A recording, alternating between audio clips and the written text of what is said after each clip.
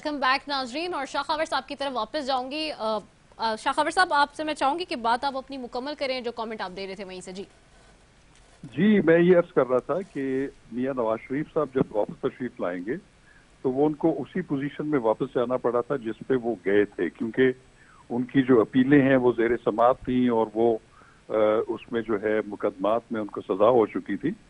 तो बहरहाल उनको अपने आप को सरेंडर करना पड़ेगा पहले, और सरेंडर करने के बाद उनकी जो अपीलें हैं इस्लामाबाद हाई कोर्ट में, जी वो जो है वो सामने आ जाएंगी, वो रिसरेक्ट हो जाएंगी। तो उन पे फिर मेरिट्स पे उसका फैसला होगा, क्योंकि उसमें हाई कोर्ट ने ऑलरेडी ये हुक्म सादर किया हुआ है कि वो उस वक्त तक इश्तेहारी रहेंगे जब तक कि वो वापस ना आ जाएं, और जब वापस आएंगे तो उनकी अपीलें अलग से सुनी जाएंगी। और उसमें मैंने पहले ये भी अर्ज किया कि एक मुकदमे में मरियम नवाज साहिबा और जो कैप्टन सत्तर हैं उनकी ऑलरेडी बरियत हो चुकी है।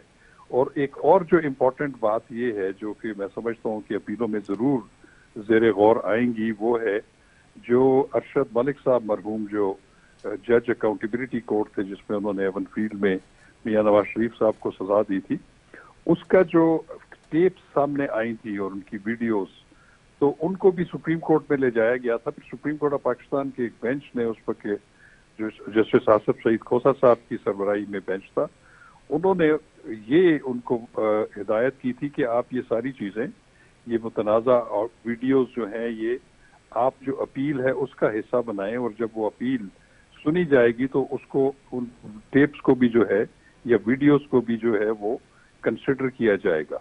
तो मैं समझता हूँ कि उसमें ज्यादा इम्कानात ये हैं कि वो जज अरशद मलिक साहब मरहूम की जो मुतनाज़ा वीडियोस हैं और उनका जो बयान हल्फी है, उनको मद्देनजर रखते हुए शायद उनकी सजाएं जो हैं वो बहाल ना रह सकें, उसमें वो बरी भी हो सकते हैं, और या दूसरी सूरत में वो जो जो उनको सजाएं हुई हैं अकाउंटेबिलिटी कोर्ट्स में से, उनको सेट असाइड करके दोबारा ट्रायल के लिए भी जो है वो हाई कोर्ट जो है वो हुक्म सादर कर सकती है।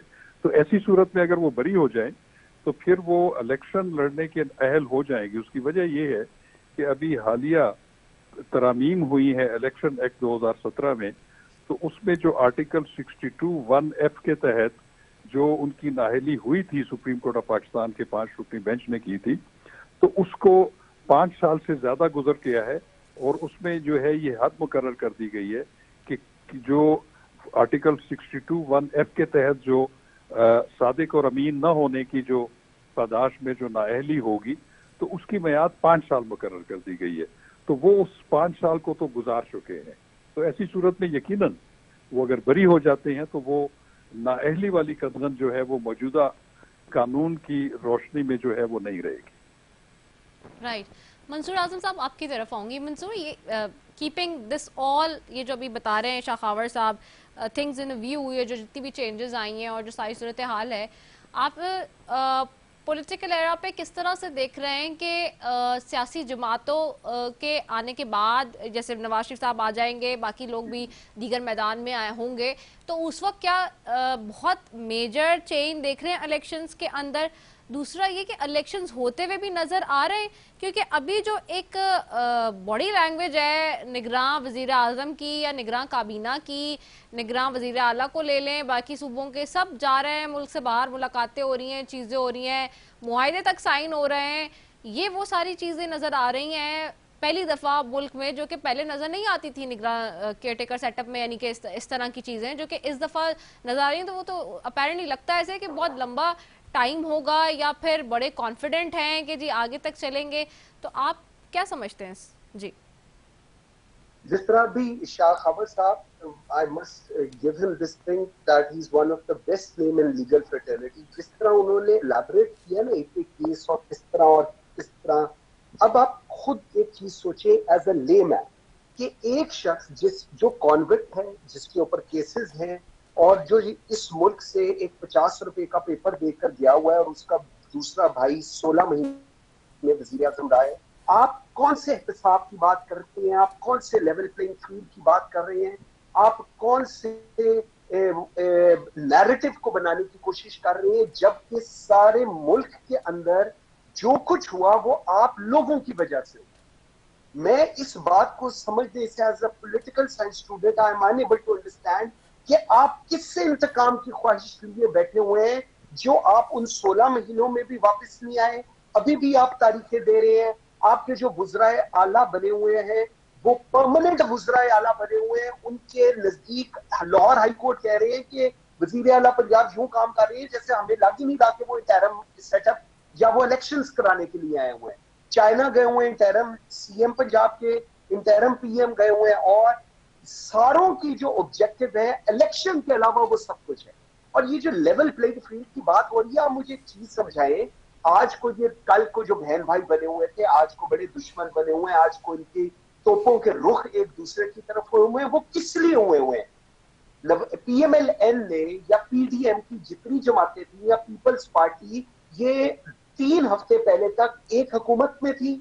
उनके फाइनेंस मिनिस्टर थे बिलावल साहब और वजीर आजम थे शहबाज शरीफ साहब, और बिलावल भुट्टो जरदारी पार्लियामेंट में खड़े होकर कहते थे कि जी शहबाज शरीफ साहब हुकूमत से ज्यादा मेरे वजीर आजम है, पीपल्स पार्टी के वजीर आजम है।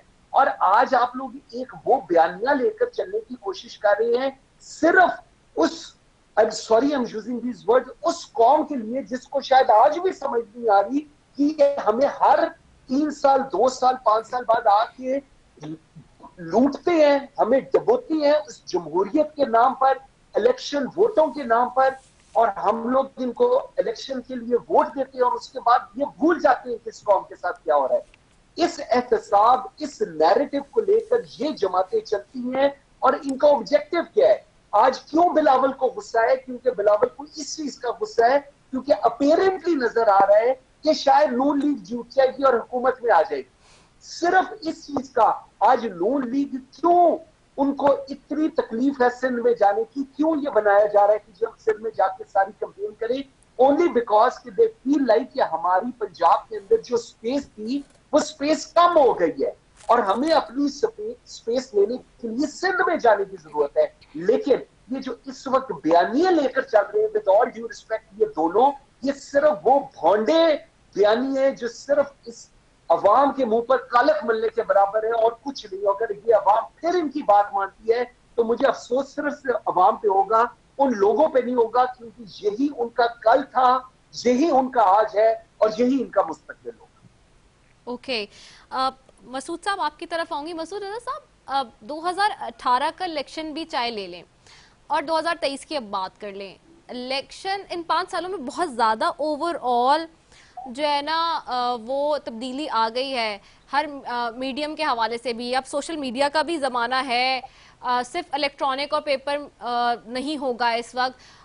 इस वक्त जो है वो सोशल मीडिया भी बड़ा पावरफुल और बहुत मीनिंगफुल होगा अब जब इलेक्शंस होंगे। और ओवरऑल इन जनरल इलेक्शंस के अंदर 25 करोड़ की आबादी को मैनेज करना भी मुश्किल होगा, उतना इजी टास्क नहीं लगता।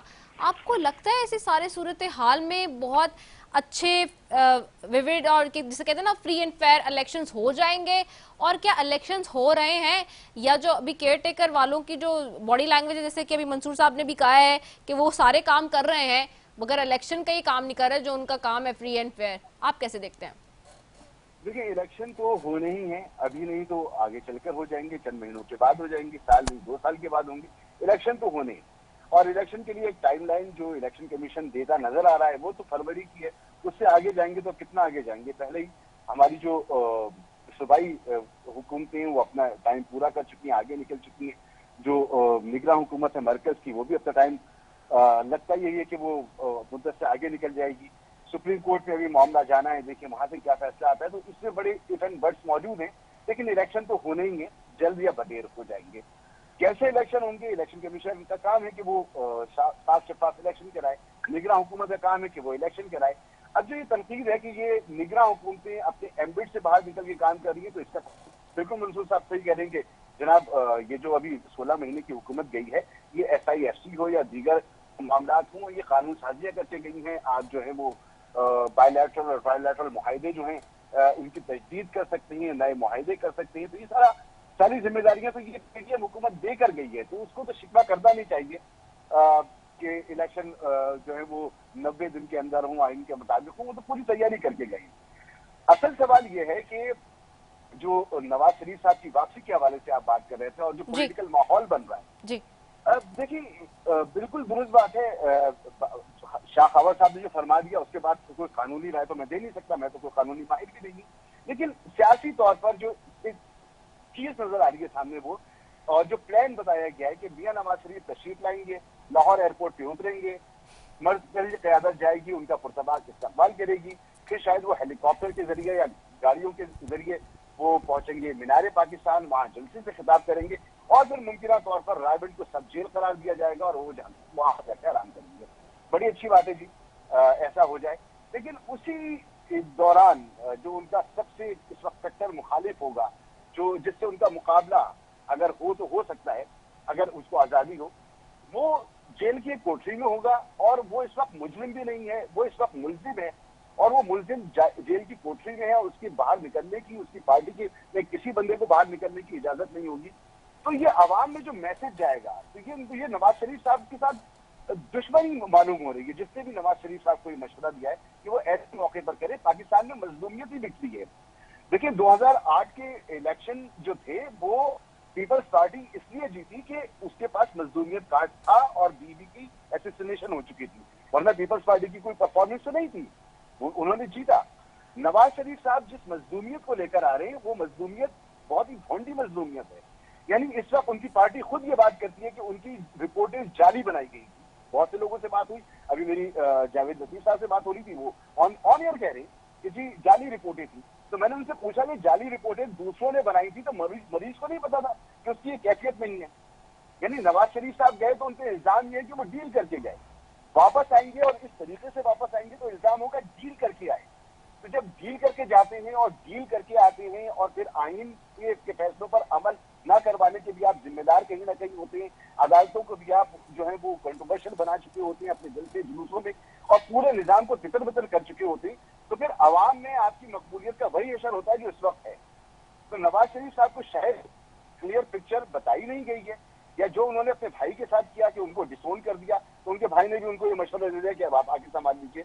तो बड़ी इंटरेस्टिंग और बड़ी अजीब सी सूरत हाल है इस वक्त। इस सूरत हाल में जो आपने कहा कि मैनेज कैसे होगा, वही जाने जिनको मैनेज करना है, जिन्होंने ये सिचुएशन यहाँ तक पहुंचाई है, उन्हीं का काम है कि अब इसको मैनेज करें, वरना एक ऐसा इलेक्शन जो कंट्रोवर्शियल इलेक्शन हो वो किसी भी तरीके से पाकिस्तान के हक में और मुफाद में नहीं हो सकता। अच्छा, वन लाइनर में अगर आपसे पूछूं, आवाम का इस वक्त मूड क्या लग रहा है आपको? देखिए आवाम का मूड आप ऐसे समझ लेंगे, पाकिस्तान में पहली मर्तबा है कि अभी इलेक्शन का शेड्यूल ऐलान नहीं हुआ, लेकिन इलेक्शन कमीशन ने अवामी सर्वे पर पाबंदी लगा दी है। कोई टीवी चैनल भी जाकर आवाम से ये नहीं पूछ सकता कि वोट किसको दोगे, वो नशर नहीं हो सकता, पैमरा ने उसके लिए नोटिफिकेशन जारी कर दिया है। तो आवाम का मूड वो है जो बहुत से लोग चाहते हैं कि लोगों के सामने ही ना आए। अच्छा मंसूर, आपसे भी यही सवाल है, आवाम का मूड आपको कैसे लग रहा है? अवाम जी इंतजार कर रही है कि मजीद और कब पेट्रोल महंगा होगा, अवाम इंतजार कर रही है कब बिजली की प्राइसेस महंगी होंगी, अवाम ये सोच रही है कितना और रुपये डी वैल्यू होगा, हमारी तनख्वाहें और किस तरह कम होंगी, हम किस तरह और फाकी करेंगे। क्योंकि अवाम का और इन हुक्मरानों का इस मुल्क की बदकिस्मती ये है, कोई ताल्लुक नहीं है। ये लोग सिर्फ वोट के लिए जाते हैं और क्योंकि हम लोग इतने कम ज़र्फ हो चुके हैं कि हम इनको देख के, इनकी बड़ी बड़ी गाड़ियों को देख के, इनकी ऐशो इशरत को देखकर और इनके इक़्तिदार को देख के हमेशा सिर्फ फैंटेसाइज हुए हैं कि हमें ये हमारा रहनुमा है, ये हमारे मसले हल करेगा, जबकि वो इस उम्मीद को जिस तरह तबाह इन हुक्मरानों ने किया है कोई नहीं कर सकता। और ये वाहिद एक पाकिस्तान मुल्क है जिसके अंदर ये सब कुछ होता है और कोई पूछने वाला नहीं। शाह खबर साहब, थोड़ी सी रहनुमाई ये भी फरमा दीजिएगा कि ये जो नैब की जो शिक उड़ाई गई है वापस से और ये जो कलअदम करार दी गई है, इसके बाद भी क्या इम्पैक्ट आने वाला है अभी आइंदा वाले इलेक्शंस में सियासतदानों पर, खासतौर पे नवाज शरीफ साहब वगैरह के केसेस पे? नैब और जो तरमीमी जी स्ट्राइक डाउन कर दिया है सुप्रीम कोर्ट ऑफ पाकिस्तान ने जी, उस पे तो ये है कि वो तमाम केसेस जो वापस हो गए थे या ट्रांसफर हो गए थे या खत्म हो गई थी इंक्वायरीज, वो तुम्हारा वापस अपनी पोजीशन पे वापस आ जाएंगी और वहीं से शुरू होगा जहां से वो एक्ट आया था तरमीमी। लेकिन उसमें मैं ये समझता हूँ कि जो मौजूदा या उस वक्त जो इंक्वायरीज या इन्वेस्टिगेशंस हो रही थी या जो मुकदमात अब बनने जा रहे हैं नैब में, तो उनके लिए मुश्किलात ज़्यादा होंगी। उसकी वजह ये है कि इससे पहले के जितने भी नैब में जो जिनके खिलाफ केसेस थे, चाहे वो PMLN में शरीफ फैमिली के थे या PMLN की दूसरी लीडरशिप थी, पीपल्स पार्टी थी, इसी तरह दूसरे जो पॉलिटिशियंस थे, तो उन्होंने तो जो है वो लंबे लंबे रिमांड भी जो है वो काट लिए हैं और वो बहुत अरसा जेलों में भी रहे और उनके केसेस जो है वो ट्रायल कोर्ट्स में, अकाउंटेबिलिटी कोर्ट्स में ज़ेर अल्तवा थे और चल रहे थे। वो तो वहीं से शुरू हो जाएंगे। लेकिन मैं समझता हूँ कि ज्यादा प्रॉब्लम जो है वो उनको होगी जो जिनके खिलाफ अब केसेस बनने जा रहे हैं, तो उनको उन तमाम रिगर्स से जो है वो गुजरना पड़ेगा। तो मेरा ख्याल है कि ये ज्यादा उनके लिए नुकसानदेह है। ठीक है, बहुत शुक्रिया शाखावर साहब आपका, मंसूर आजम साहब आपका, मसूद रजा साहब आपका, तीनों मौजूद मेहमानों का बेहद शुक्रिया। नाज़रीन, आईनी और कानूनी पहलुओं के एतबार से भी आज का प्रोग्राम आपने देखा और साथ ही जो माहिरीन है उनकी आपने राय भी देखी। और ये वो लोग हैं जो रोज़ाना की बुनियाद पे डे टू डे जो है एनालिसिस कर रहे हैं, चीज़ों को परख रहे हैं, स्टडी कर रहे हैं, कीनली ऑब्जर्व कर रहे हैं। साथ ही आइंदा आने वाले दिनों में सबसे इम्पॉर्टेंट एलिमेंट तो होना यही चाहिए कि आपकी राय होनी चाहिए, आवाम की राय होनी चाहिए और आवाम ही होनी चाहिए। लेकिन पाकिस्तान की तारीख जिस तरह के वाक़यात से भरी पड़ी है, उससे बहुत सारी चीज़ों का अंदाज़ा लगाना आसान हो जाता है कि आइंदा आने वाले दिनों में भी क्या हालात बदलेंगे, कोई बहुत वास्ट लेवल के कोई चेंजेस आएंगे। इलेक्शंस होते भी हैं तो वोटर और जो आप लोग हैं वो वोट किसको देंगे, आवाम वोट किसको डालेगी और क्या जिसको वोट डालेगी वही रिजल्ट भी होगा। ये बहुत सारे सवालात हैं जो लोगों के जहन में हैं। और क्या जो नई आने वाली क़यादत होगी वो आवाम के लिए, आप लोगों के लिए महंगाई का जो तूफ़ान है उसको कम कर सकेगी? क्या नवाज शरीफ साहब के वापस आने से भी कुछ मेजर तब्दीलियाँ आएंगी सियासी मंजरनामे पे? ये बहुत सारे सवालात हैं जिनकी कोशिश कर रहे हैं कि जी जवाबात लें, लेकिन ये सवालात छोड़े जाते हैं क्योंकि इन सारे सवालों के जवाब बेहतर अंदाज में आवाम ही जानती है। इसी के साथ जी अपनी मेज़बान रजा सैफ़ी को दीजिए इजाज़त। पाकिस्तान जिंदाबाद।